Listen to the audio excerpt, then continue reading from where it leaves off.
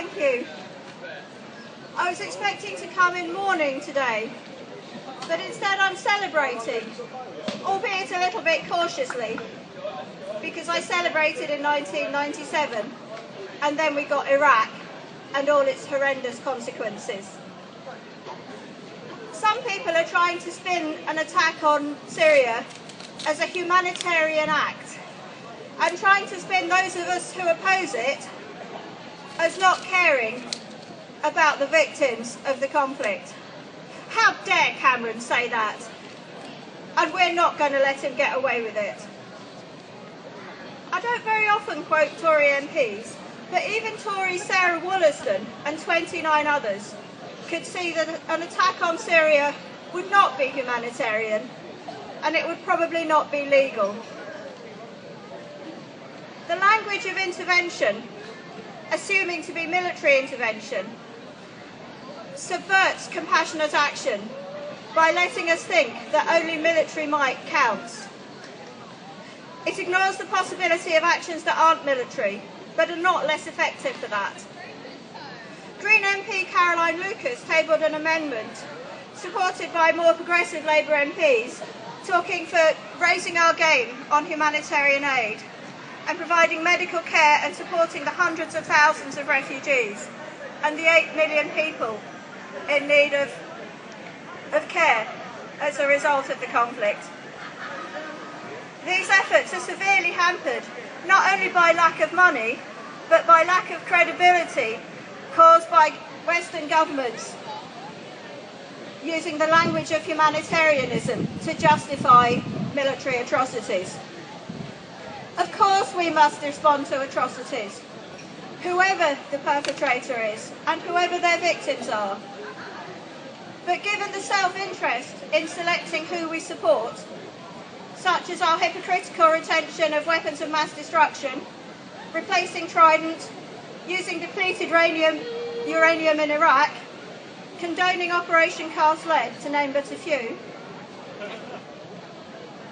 is it any wonder that compassionate responders such as Médecins Sans Frontières and Oxfam are targets for attack?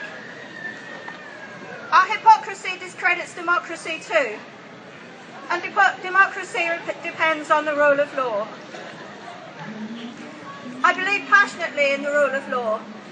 The law should not be broken lightly.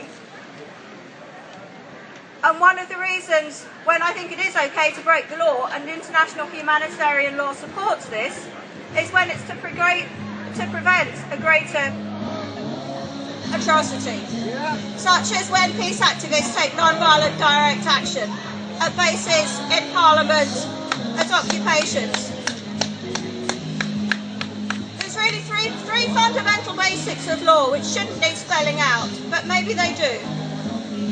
The first is that the same rules apply to everyone.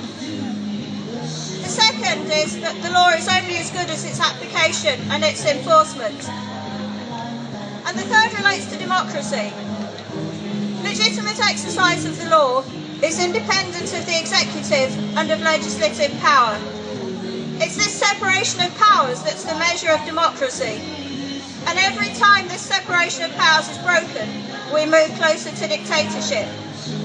Like when Putin persecuted Pussy Riot, when Obama persecutes Bradley Manning and Ed Snowden. You don't need much legal Sorry? Chelsea Manning now. Sorry, Chelsea Manning. You don't need much legal expertise to understand that people are innocent until proven guilty, beyond reasonable doubt. And that the verdict, the sentence and the execution can't be carried out before the evidence is gathered. Or that if someone is convicted of a crime because it's proven beyond reasonable doubt that they're guilty, it's that person who's done the crime who gets punished, not their victims. And the other thing is that collective punishment is illegal.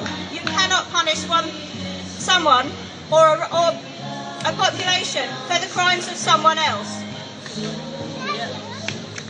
War crimes should be punished, and those who are considering doing harmful stuff need to know that if they commit atrocities, they won't get away with it. They will be exposed and prosecuted.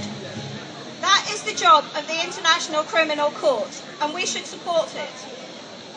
Sadly, again, the credibility of this court is diminished by its failure to investigate, never mind war criminals from wealthy countries like Bush and Blair and Netanyahu. For example, for depleted uranium and white phosphorus in Iraq.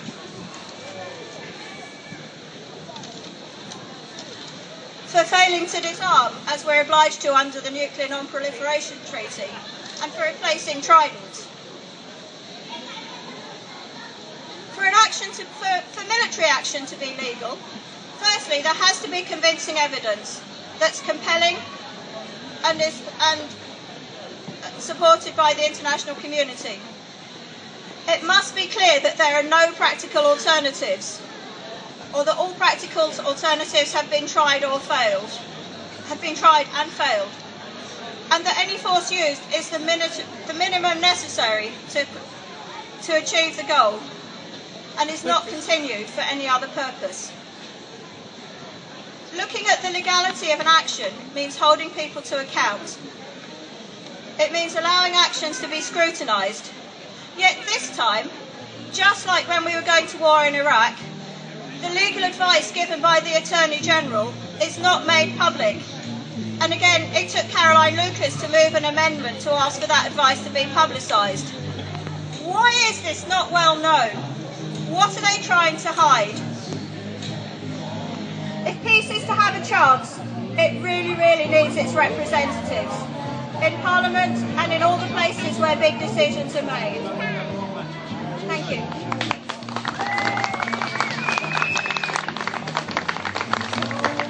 Thank you, Leslie. I mentioned in my introduction that we need to link very strongly the fight against what the coalition government are doing in terms of austerity with the anti-war movement. And I think with what happened on Thursday, we can see that there's going to be a lot more pressure on Cameron, and I think that's a real positive step forward. Whilst at the same time acknowledging, as Leslie said, that there are people even in the Tory party who are opposed to this. Now, the next speaker is David Peel, and he's speaking on behalf of the Norwich and Norfolk People's Assembly, and the Stop the War Coalition has affiliated to the Norfolk People's Assembly. So please welcome David. Thank you, Nick. Thank you to Stop the War for inviting us to come and speak today. Comrades, Thursday's vote in the House of Commons was truly astonishing, and I watched it live, as it were, on the Parliament channel. And I turned to my partner and said, "Is that true?" I mean, I couldn't believe what I was seeing. I thought I'd made a mistake. And then the news came through that yes, it was true, and the government had lost. And I had a mixture of feelings, really. I was elated. I laughed because I thought of the stupidity and incompetence of Cameron and his idiotic ministers in this condemned government that's turning our lives to shit. Forgive me. And then I thought, this isn't the end. There are going to be recriminations, and there's going to be pressure on Cameron to do this again and to come back again. So we mustn't rest on our laurels and consider that this victory is done. We've got to be back here again and again.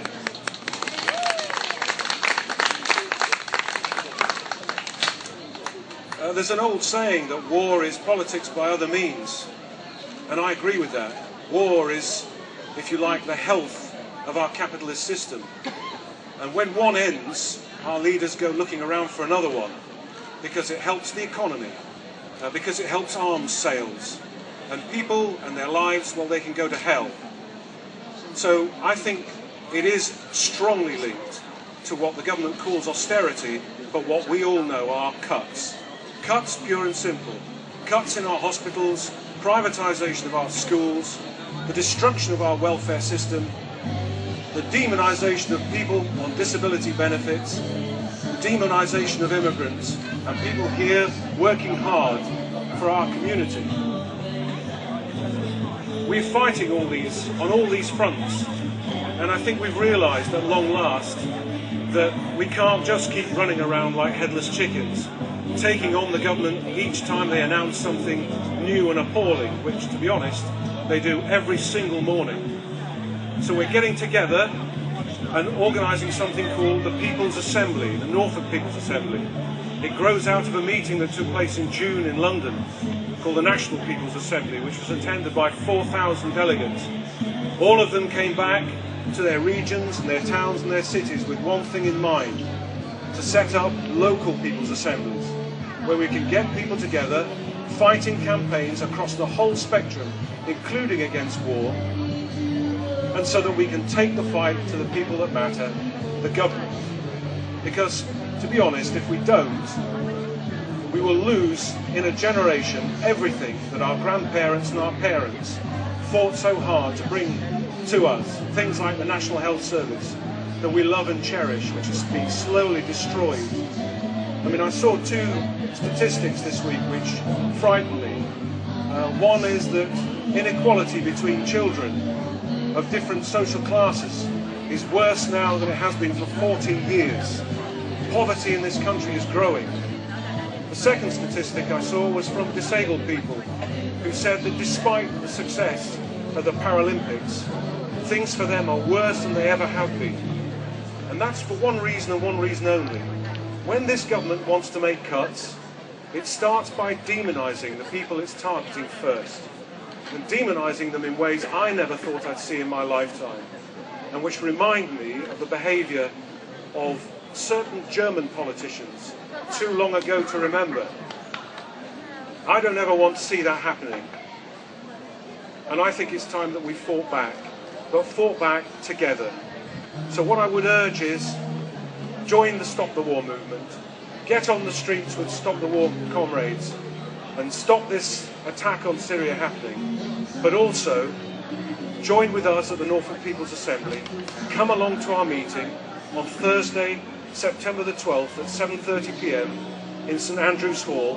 And when you've come to that meeting, get on the coach to Manchester and come with us on the 29th of September to the Tory Party conference, because in the House of Commons this week, David Cameron said he got it. He got the message on the war. Well, now it's time to get the message on the cuts. It's time for us to join together and to fight this government. It's time for us to get off our knees. Thank you.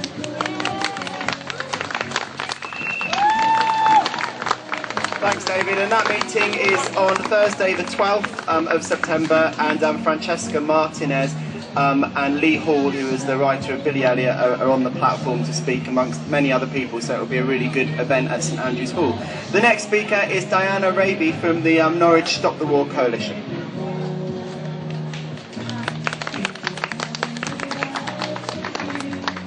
Well, yes indeed. The night before last, something quite remarkable happened in that big house in Westminster that contributes more than its fair share to global warming. They actually voted on a major issue, an issue of war and peace. They voted the way that the great majority of people in this country wanted them to.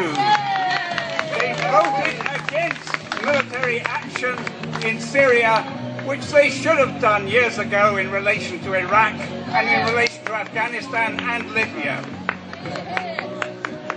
But of course we know that we cannot trust them to stick to this decision, and we cannot trust the government necessarily to stick to the decision not to conduct military action and not to support the United States in its apparent intention to go ahead anyway with an attack on Syria, which would have terrible consequences for Syria, for the entire region, and for the entire world. This is why we have to keep up the pressure, we have to be vigilant, and in this city, I was born and raised in this fine city. I recently returned after many years to live here again. In this city, which has a fine tradition of fighting for social justice and of supporting the rights of people to live in peace, the city which produced such fine women as Elizabeth Fry and Amelia Opie and Edith Cavell. In this city, surely we can do better than to have two MPs in Simon Wright and Chloe Smith who voted in favour of the government motion. We have to send them a message very clearly that if they do not change their ways, if they do not listen to their constituents on issues like this, we will get rid of them in the next election and replace them with true representatives of the people of Norwich. And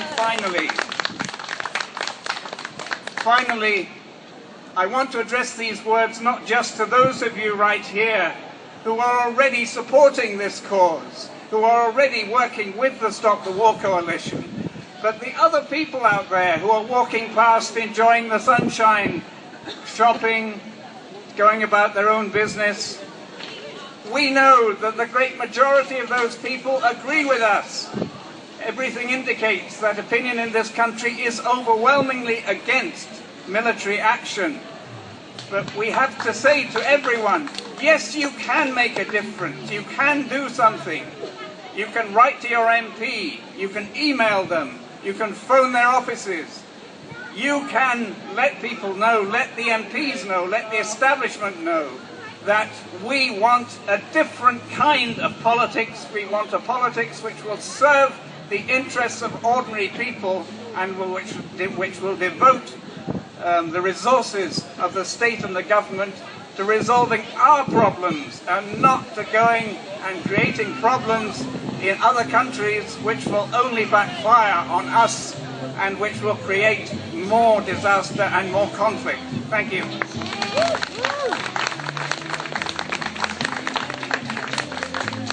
Thank you, Diana. And yeah, just to talk about those figures, I think it was 9% of people that were in favour of ground troops and only 25% of people that are in favour of missiles. That's still too high, but it goes to show the amount of support that we do have, and that's because of constant campaigning. Now, Thursday night was also notable for actually the Labour Party getting up and saying something, and I think it's about time, really. And it was about time because we know that there are lots of people in the Labour Party who are very, very strongly anti-war and have been wanting their party to stand up like they did to a degree on Thursday night. And one of those people that always has been fighting for an end to war and is opposed to intervention in the Labour Party is Emma. So please welcome Emma Corlett. She's a Labour and Cooperative Councillor.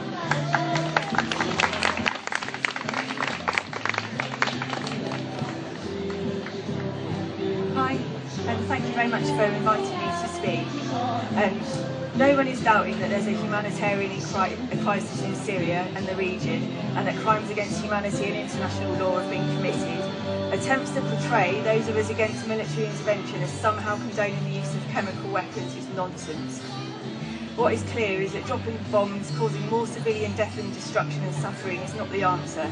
The idea that someone who is willing to use chemical weapons on his own people will be somehow dissuaded by more bombs being dropped and more of his people being killed by different bombs is laughable. Humanitarian aid should be urgently increased to support the charities and development agencies in the region who are struggling to provide care and treatment for people who are injured and displaced. The perpetrators should be dealt with through the International Criminal Court. I fully support what Leslie was saying earlier about the international law. We can fulfil our moral obligation to protect others without dropping bombs on people, unilateral action, and make full use of international law. I just want to say a few words about Simon Wright, who's always been mentioned, our near invisible MP. What exactly is he for? He should go back to being as anonymous and invisible as he's been recently, where he can do less damage. He's voted with the government on Syria, just like he has time and again to help wave through policy after policy of this government that's damaging people in this country. I'm going to end doing something I thought I'd never do or never be able to do, and that's end with a quote from Ed Miliband. It doesn't go far enough, probably for a lot of us, but I think it's about a step in the right direction, and compared to what we had to put up with under Blair, I think it's to move in the right direction. So he said, crucial decisions about our foreign policy should be made in a calm and measured way, working together with international institutions and in accordance with international law. So I think although there's probably a lot, we've still got a lot of unanswered questions on what the Labour Party plans to do and where they plan to go next, I think it's important to acknowledge that that is a bit of a refreshing change from what we had from Blair and other people at the time. Anyway, thank you for your time, please. Thank you, Emma. Hear, hear. The next speaker is the Vice Chair of Norwich Stop the War Coalition and somebody who does a lot of work for the Palestine Trauma Centre. Please welcome Peter Offord. Thank you. Thank you. I'm just reminded by the wonderful background music that we've got, which reminds you of the 1960s, how long the anti-war movement has been working. The 1960s was a very buoyant time in many ways, but I'm just aware there was a huge movement against the Vietnam War, and of course with America's use of such terrible weapons as Agent Orange and napalm. So I think for Obama to stand on the ground, on a high moral ground in regard to use of chemical weapons is hypocritical in the least.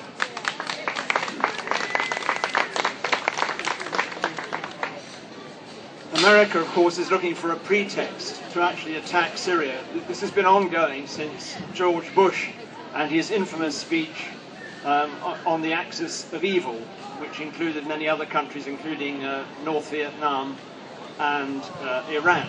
So really it's just a pretext, this chemical weapons argument, and we shouldn't lose sight of that. So Obama is carrying on this awful crusade against the Middle East. I'm not going to say a great deal more, as you know, that this country also has been involved, as other speakers have said, with the use of depleted uranium, for example, in southern Iraq, where there is a massive increase in leukemia and other cancers. I'm going to read a short statement out. It is extraordinary that a recent statement by leading historians and military experts on Tuesday simply pointed to the United States' long-standing and impeccable record of successful bombing campaigns over the last 60 years. The record shows clearly that in every instance since the Second World War in which the US government has launched strategic missile attacks on foreign soil, our military forces easily targeted enemy assailants with total precision, leaving no civilian casualties, collateral damage, or any long-term negative consequences for the affected country or the region. American foreign policy or international relations as a whole stands alone in that. And this is by leading experts and military historians, a statement that's been put out last week. So I think really that just shows what an awful lot of work we still have to do, but also the fact that the government has listened this time by the sheer determination of our pressure and so on, but there's still much more work to do. Okay, thanks very much. Thank you, Peter. The next speaker is Lucy Vingan from the Norwich Quakers. Hello. So I'm going to read the statement from National Quakers as well. Actually sums it up very well. Quakers in Britain are appalled by the suffering and loss of life on all sides in Syria. We understand and share the wish of the international community to take some form of action to reduce the bloodshed. But we strongly urge those who are tempted to respond militarily to think again. Airstrikes will kill people just as surely as chemical attacks. All weapons must seem equally abhorrent if it is your family that is being killed. Punishment for use of specific kinds of weapon is no justification for further acts of war or for supplying yet more weapons. New participants in a war will breed new hatreds. Experience of other conflicts shows that supposedly simple or surgical military interventions usually become messy and hard to end. We are convinced that even when some kind of victory is claimed, the deep harm done by violence always outweighs the supposed benefits. We beg those in power to work with diligence through the United Nations and all diplomatic channels to bring peace nearer. We challenge them to use their resources and imaginations creatively. Please don't fall into the old trap of thinking that taking any action is bound to be better than doing nothing. Thank you. Thank you, Lucy, and I agree with Lucy and Emma that, I think that's one thing we need to really, really strongly push against, the idea that it's either military intervention or nothing. That seems to be the main thing that Cameron is using against us. Okay, we've got 2 more speakers, and the next speaker needs no introduction, a former Norwich North MP and somebody that always speaks at our events and many events over the city. Please welcome Ian Gibson. Thank you very much. Here we are again on a lovely sunny day. And I'm wondering why we're here, because this could have been sorted out a long time ago. In fact, I met a Labour MP who was on her way, an MP for Stockport, at a place called Castleacre near Swaffham on Thursday at lunchtime. And I asked her what she thought about it all and how she was going to vote. She said, I'll just do as I'm told, of course. I mean, good, loyal MP. And she said, well, we've been through it all before. And I said, yeah, I do remember that too. A long, long time ago in 2003, a man stood up in a building in Westminster and he talked about the events that were going on in the Middle East. He talked about weapons of mass destruction that were lurking around every corner in parts of Iraq. He reminded us that there had been an event called 9/11. I never quite saw the relevance of that. That was the bombing in New York. I didn't know how that related to what was going on in Iraq, but it was always used as an excuse that we had to do something, which is a phrase you've heard, and you'll have heard the word terrorism. That's not been in on the agenda very much in the press recently, but it'll be on it again. They'll be talking about having to do something because of terrorists around every corner. I mean, you lot are actually terrorists in some people's definition of it, and I'd be very careful. I'd leave here in groups rather than go off singly, because you can never quite tell how you're going to be picked on. We were told that terrorism was a bigger problem than mad cow disease. I remember that very well, and TB in cattle. Those were issues that we shouldn't really worry too much about. Terrorism was the thing, and I never really knew what a terrorist was. I always remember Nelson Mandela being called a terrorist at one time, and he turned out not too bad, really. So, don't take what you're told in the press and in the media, which is a barrage of information trying to get you around to their point of view.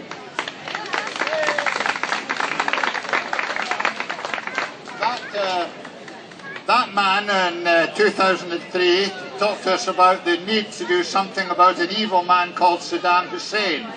And some people said, well, why don't you just shoot him then if he's the problem? He said, oh, no, I've got my maker to answer to. That's somebody up there. Some people, want to believe that there is somebody there that they have to answer to at some point in the future. And he did too. He said he knew he was right and that we had to destroy this man and his friends who were in a group called Al-Qaeda. I never knew which team they supported. I didn't even know who they were, and I don't think any MP knew who they were, but there was this evil group of terrorists around every corner called Al-Qaeda, and I think they've got a place down the Elm Road in Norwich, but it's very hard to keep moving it. So they're everywhere, and they're about to destroy our wonderful society, the fairness of our society. 10 years on, we've been hearing the same arguments again. We've been hearing about not so much about weapons of mass destruction, but chemicals that turn up in MPs' surgeries in Norwich mysteriously. I think they probably send them to each other, bits of talcum and so on, and terrorise each other. Nevertheless, we were told that this is all happening again, and we've got to do something about it. And lurking around the corner are those evil people in the United States of America, in the Pentagon and other places, who are actually involved in knowing things that we don't know. Well, Edward Snowden's been telling us a little bit about the things that we don't know, and he's, running around the world keeping away from the Americans at the minute, but they'll get him eventually. And this man was, of course, Tony Blair, who stood up and told us that he was going to do something about it, and was pictured with George Bush, and they made a lovely couple.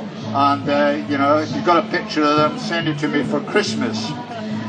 They went ahead, of course, and bombed the hell out of the country, killed people, made all sorts of excuses, and apologies were made for the accidents that happened and so on.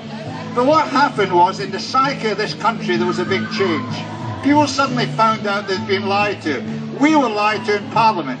It was quite clear that lots of MPs on all sides took it and swallowed the arguments that it was okay that these evil people had to be taken out. There wasn't much worry about it. United Nations inspectors, a man called Hans Blix, came and talked to some of us. We talked to him and he said, I can't find anything. Give me another 2 weeks and I'll find it. He didn't get that chance. They've had another day to find out, but I'll bet you that the Americans will go in tonight or tomorrow. There'll be some kind of action, there is no doubt, you know, to punish this evil man called Assad, who is, you know, threatening the whole world and setting up a conflagration in the Middle East, which will destroy the American hegemony, in which they are the powerful people. They know best. Now, don't you worry about American and British culture working together. They've never really forgiven us since the Boston Tea Party, really. I work in Boston at MIT, and I can tell you they don't have much time for Brits. I'm Scots, and we're independent anyway, so what the hell. But the Americans quite like us, but don't like the English. So they're not too worried about it, and John Kerry suddenly found a friendship with the French last night. My God, I thought, I'll phone up my mate in New York and see if French fries are back on the agenda. French fries are back on the agenda in the United States of America. Freedom fries have been renamed as French fries. The French fries, the whole French fry argument came about because the French would not support action in Iraq. And now, of course, Francois Hollande, I'm told he's a rabid socialist, is actually now determined to do something about supporting the United States. So bye-bye Britain, forget the Boston Tea Party, and good luck if you go over there on your holidays, because you won't get any freedom fries anymore. They're all French fries now, and Evo and Batmere are basically problems. Can I just say though that what's been happening in Britain in the last few weeks is very interesting, and particularly on Thursday night. It's quite astonishing to see how, I think, the effects of Iraq and what happened there has got into people's heads, and they're very worried about taking positions on things, and that's people in all parties. I want to pay a tribute to a mate of mine, Jim Fitzpatrick, who's the Labour MP for Poplar. Jim was on the front bench, the shadow front bench, as Transport Minister. He resigned immediately because he couldn't vote for either motion on Thursday night, because he said lurking behind those words as the threat of militant action and military invasion of that part of the world in Syria. Now, Jim, you know, is no raving lefty. Jim has been a good lad for a long time in the Labour government and has been a minister right through the Blair-Brown years and so on. But his politics has taught him, and I won't say which party he was in a long time ago, but he learned politics when politics was something to be proud of learning. There was a man called Marx who did a bit, and Lenin and others taught us a few things about how the world works, and a guy I work with in the States called Chomsky has taught me a lot. It's kind of turned me into an anarchist, actually. I don't believe in throwing bombs about, but I believe in saying no, and it's not on, and piss off has become a very favourable phase of mine with lots and lots of people. So I think we're seeing very big changes taking place in the minds of people, Tories, Labour people and so on, because they're dead frightened about what might happen in terms of all the lies that were told about in Iraq and what happens after it. The question that Blair could never answer. So what happens after you bomb the hell out of them? What is it going to be like there? You know, and Tony knows, but he's on a yacht in the Mediterranean at the minute, the Middle East envoy, sorting out the problems in Palestine everywhere. Tony will sort it for you. And he made a statement this week that said quite clearly, bomb the shit out of it. He didn't use that word because he's been well trained in public school and so on. He said, bomb Syria. Now there is a man who hasn't learned any lessons at all, and thank God he wasn't in Parliament to vote the other night. Now, I know what's going to happen. I think it's very difficult to know what's going to happen in terms of the kind of action that the Americans will take. But John Kerry last night made it very clear that they're going to have to take some action, because when evil people like Saddam and Assad inherit the world, then you've got to do something about them, and they are doing evil things. Now, I'm a president of the United Nations Association in Norwich, and I mean, I don't have any deep illusions about the United Nations, about what it can do, but I certainly have a dream. I have a dream about what it could do, and it's about time it did something, it stood up. You need somebody of the stature of Mandela to stand up and say, this is the organisation where talks should take place, and we should kick the hell out of our people who try to bomb each other in terms of trying to get solutions. We ought to be talking about negotiations, about peace, and how we bring that about. Now, I don't think it's going to be an easy peace over there in the Middle East. Nobody pretends that. But my God, you've got to try, rather than just throwing bombs at it and thinking that it's all going to go away. Because the evidence is it just gets worse and will continue to get worse. You'll get reactions right across the Middle East and in this part of the world as well if you carry on like that. Now, when I say to our politicians, and I'm going to finish on this, it's great. I was very, very glad that Cameron got a beating when he was trying to barge things through. He's an idiot. He obviously didn't see it coming. He thought it was going to be easy because they're all loyalists. We all know that a lot of people now in Parliament who are standing up and saying it's not on anymore, are right across the parties and so on, and that's to be welcome. But when I look at the MPs around here, and I've read the EDP, now that's a nice tame paper that likes talking about dangerous things like dogs being killed on the Achill Strait and things like that, really big issues, because it likes peace and understanding, and 6 pages about Norwich City's endeavours and so on go down quite well. I've just been reading some of the stuff that they've said, and it's quite marvellous. Now, my old friend Henry Bellingham had the night off. He was on holiday in Scotland and missed out, so he didn't get a vote. And here is a man called Simpson, who's the Broadland MP, which is out Dereham Way and so on. He says, my colleagues have got to think seriously about what we do instead of trying to bury our head in the sand. Well, apart from the fact that we've only got one head, burying your head in the sand is hardly a major issue in terms of these events. So his brilliance and vision is quite amazing. Our friend Chloe Smith in Norwich North says, this was not about regime change or an invasion. So why did they go back on Thursday, just before the Americans wanted to take action? What was it all about then?